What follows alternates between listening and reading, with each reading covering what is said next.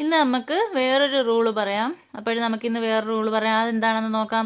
ഒരു വ്യഞ്ജനാക്ഷരത്തിന് മുന്നേ ഒരു ഷോർട്ട് വവൽ കൊണ്ട് അവസാനിക്കുന്ന വാക്കുകളിൽ വ്യഞ്ജനാക്ഷരം വന്ന അവസാനം വ്യഞ്ജനാക്ഷരം വരികയും അതിന് തൊട്ടു മുന്നിൽ ഒരു ഷോർട്ട് വവൽ വരികയും ചേർക്കുന്ന വാക്കുകളിൽ ഇ ചേർക്കുമ്പോൾ അവസാനത്തെ വ്യഞ്ജനം ഇരട്ടിക്കുന്നു. അതായത് ഡ്രോപ്പ് എന്ന വാക്ക്, അതിൽ പി ആണ് അവസാനം വന്നത്, അത് വ്യഞ്ജനാക്ഷരമാണ്. അതിന് തൊട്ടു മുന്നിൽ ഒരു ഷോർട്ട് വവൽ വന്നു, ഓ, ഡ്രോപ്പ്. ഡ്രോപ്പ് എന്ന് വന്നപ്പം അതിൻ്റെ കൂടെ ഇ ചേർക്കുമ്പം അതെന്താവും? ആ പി എന്ന അക്ഷരം വ്യഞ്ജനാക്ഷരം ഇരട്ടിക്കുന്നു. Dropped, dropped.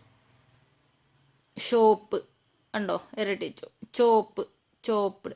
റബ്ബ്, റബ്ബ്ഡ്. കണ്ടോ?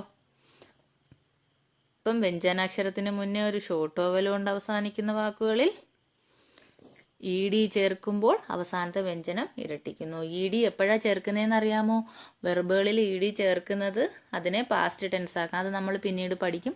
ഇതിപ്പോൾ ഒന്ന് അറിഞ്ഞിരിക്കാൻ വേണ്ടി പറഞ്ഞതാ. ഇതൊക്കെ പരീക്ഷയ്ക്ക് പഠിക്കുന്ന കുട്ടികൾക്ക് അത്യാവശ്യമാണ്. കാരണം കറക്റ്റ് സെൻറ്റൻസ് അല്ലെങ്കിൽ ഈ സെൻറ്റൻസിൽ മിസ്റ്റേക്ക് വന്നത് എവിടെയെന്ന് കണ്ടുപിടിക്കാൻ പറയുമ്പോഴത്തേക്ക് ഈ നിയമം അറിഞ്ഞിരുന്നാൽ അറിയാം. അല്ലാതെ പിന്നെ ഓട്ടോമാറ്റിക്കായിട്ട് നമ്മൾ വാക്കുകൾ പഠിച്ചിരിക്കുമ്പോൾ അറിയാൻ കഴിയുന്നവരും ഉണ്ട്. മിക്കവാറും എല്ലാവർക്കും അറിയാം. പക്ഷെ എന്നാലും ചില സമയത്ത് സംശയം വരും. അതിന് ഈ റൂൾ ഉപകരിക്കും.